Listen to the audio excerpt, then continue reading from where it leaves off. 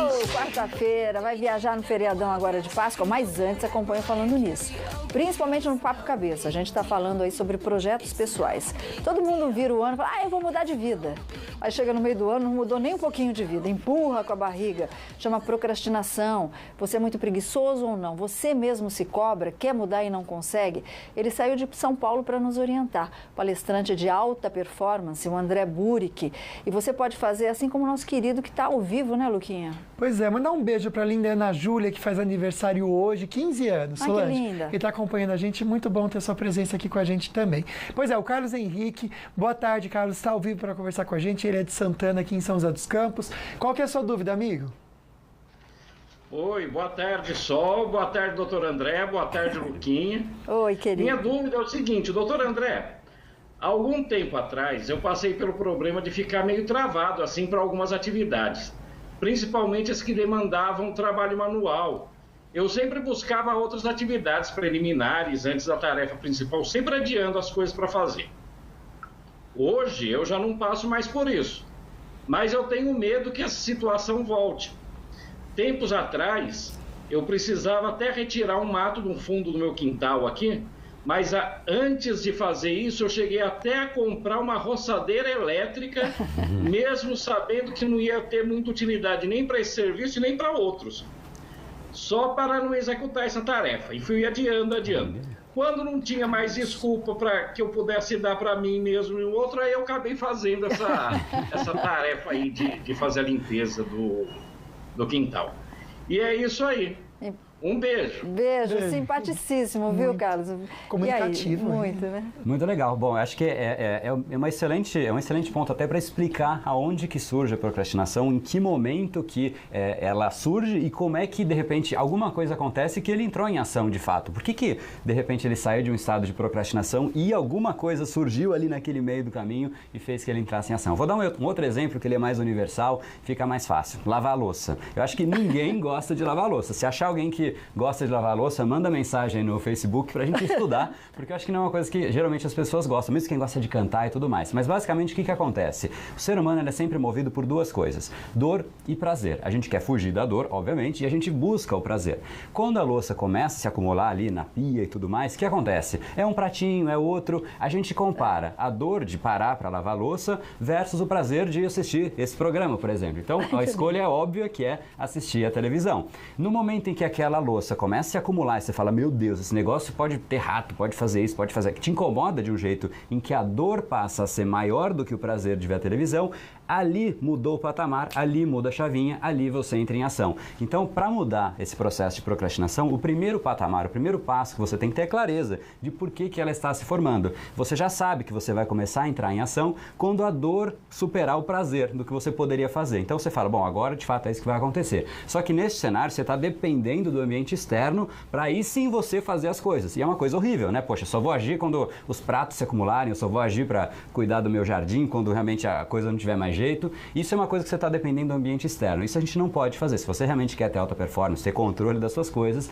você tem que ter, em primeiro lugar, ciência deste fato que você faria naquele momento e mudar o patamar para antes. Você começa a adicionar a dor antes. Você fala, bom, se eu realmente for assistir televisão, realmente daqui a 1, 2 dias isso vai acontecer. Imagina só o prazer que eu teria se eu lavasse a louça assim que a coisa, sei lá, o prato estivesse ali. Então, começa a colocar, muda, porque isso é uma coisa que o ser humano pode fazer. A gente consegue deslocar o tempo, a gente consegue entender o tempo futuro. Poxa, no futuro eu poderia me prejudicar se eu mantiver esse padrão. Como realmente eu seria uma pessoa melhor se eu mudasse esse patamar? Então, desloca, porque a procrastinação vem quando a pessoa só pensa no momento presente. Agora, é melhor assistir televisão. Mas se eu entender que no futuro eu vou ser uma pessoa muito pior mantendo esse padrão, a gente começa a ter a dor de ser uma pessoa pior no futuro que não estava na equação. E essa dor que você incrementou no processo faz você começar a mudar um pouquinho essa balança de dor e prazer. Então esse é um primeiro cenário aí que já dá para ajudar bastante a entender o que está acontecendo. Bacana, Carlos, obrigado pela participação, muito querido você, um beijo forte. Sol. Beijo. Aliás,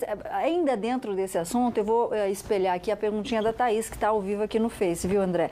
Ela disse quais são as dicas, você já passou uma. Ela quer saber se o planejamento e a organização seria uma boa boa tática para a gente evitar a procrastinação. E eu completo com uma outra pergunta da Rita. Ela quer saber qual que é a diferença. Você consegue espelhar, Gabi, por favor? Qual que é a diferença entre procrastinação e preguiça? Tá bom. Então, vamos lá. Primeiro começando com as dicas aí, né? Porque dica é o que sempre as pessoas querem, Sim. uma pílula mágica que resolva tudo. Eu quero deixar de ser preguiçoso. Em primeiro lugar, assim, lembra que eu falei que procrastinação é um hábito que a gente foi construindo. Então, realmente, a gente tem que começar a desconstruir esse hábito e não é uma coisa instantânea. Então, realmente, essa primeira consciência de que não é algo instantâneo é importante. Segundo, o que a gente até bateu um papinho aqui antes de entrar no ar, é que a gente depende muito de motivação. A gente fala, eu vou emagrecer, eu vou entrar na academia, segunda-feira eu começo. No momento em que a gente decide fazer as coisas, a gente meio que abastece um estoque de motivação. A gente fala, uou, eu vou ficar sarada, eu vou ficar isso, eu vou ficar aquilo, e a gente já começa a sentir o prazer do futuro. Só que quando a gente começa a fazer dia 1, dia 2, dia 3 de academia, a gente começa a ver que os obstáculos aparecem. E aí, a motivação é o fogo de palha, né? A gente começa a perder esse fogo de palha e aí a gente não criou o hábito que sustentaria o benefício que a gente quer no final. Então, em primeiro lugar, para começar a tirar a procrastinação é não depender só da motivação. É a gente entender qual é o hábito que realmente você tem que inserir para começar a substituir o hábito antigo que você tinha. E aí só fica a pergunta decorrente, que é como é que eu crio esse hábito? Comece pequeno, né? As pessoas geralmente querem mudar de uma forma absurda de um dia para a noite. Se você começar pequenininho, de um dia para o outro, sabe, um passinho, depois outro passinho, você começa a sentir o prazer de cada passo que você dá e este prazer te abastece a motivação para você dar o passo seguinte e aí a coisa tende a seguir com muito mais naturalidade. Ok. Gente, tem muita participação, já vou mandar para vocês aqui o contato do André, muito obrigada. Agora tem uma pessoa que fez uma pergunta que eu vou deixar no ar bem interessante. O nome dele também é André Regis. Ele diz assim, e como é que a gente não se deixa influenciar pelas questões negativas das outras pessoas que estão vendo o nosso esforço? Daqui a pouquinho a gente responde, Luciano. Só, esse querido comenta o seguinte, que ele sempre teve vontade de ter um negócio próprio, depois de se esforçar muito, juntou dinheiro, conseguiu comprar todos os equipamentos necessários para trabalhar para ele. Só que agora ele está com tudo na mão, só que ele confessa que está com medo de não dar conta do recado. Ele sente que essa ansiedade está tomando conta dele, ele acaba empurrando tudo com a barriga para depois, por conta disso. Como que ele pode reprogramar isso nele? Tá, bom, nunca é uma resposta de bate-pronto, mas eu vou tentar pelo menos dar o cenário maior. Acho que o medo é, de novo, a discussão de olhar para o presente, né? Quando você olha para o presente, você considera incerto o que pode acontecer lá no futuro, né? Só que as pessoas preferem uma vida certa versus uma vida feliz, né? Quando você olha, as outras pessoas consideram isso certo, então a gente acaba ficando... Qualquer coisinha que as pessoas dizem pra gente, a gente usa muito o julgamento alheio, inclusive os sentimentos do presente, para tomar as decisões que a gente vai fazer, sendo que o que deveria nortear as decisões, o que a gente faz no dia a dia, é o que você quer ser no futuro. É você versus você. Todo mundo que depende do olhar alheio tende a ser uma pessoa muito menor. Eu, inclusive, eu passei por isso alguns anos atrás. Eu gosto de dizer que sucesso, quando a pessoa não é feliz, é igual a fracasso, né? Sucesso sem felicidade é igual a fracasso. Eu fui muito bem sucedido em ser um fracassado por 14 anos no mundo corporativo. Eu não queria aquilo, né? Só que eu continuei, porque eu achava que aquilo era o certo, enfim, até o momento em que eu encerrei esse padrão. Então, primeira sugestão que eu te dou é se visualize lá na frente, poxa, como é que você de fato quer ser e faça o seu plano de ação de trás para frente, independente de medo. Medo todo mundo vai ter. O ponto é da palavra coragem, né? Coragem é a pessoa que entra em ação independente do medo. Quando eu tenho um projeto novo, quando os dois têm projetos novos, todo mundo sente um certo receio. Agora, você ir adiante independente deste receio é uma habilidade e é uma coisa que você tem que começar a criar dentro de você, que senão o que vai acontecer é que qualquer coisinha externa, receio, barreira interna, seja timidez, seja procrastinação, meio que vai interrompendo a gente. Quando você percebe que você foi adiante e passou por isso dá uma sensação de prazer tão grande que aí você vai para o passo 2. Então, se visualize na frente, faça um planinho de trás para frente e vai passando medo a medo, porque isso de fato vai te dar um prazer muito grande. A Val tá falando que você é o He-Man, eu tenho a força. Que bonitinho. Tá falando que bonitinho aqui. Parabéns, né, Val?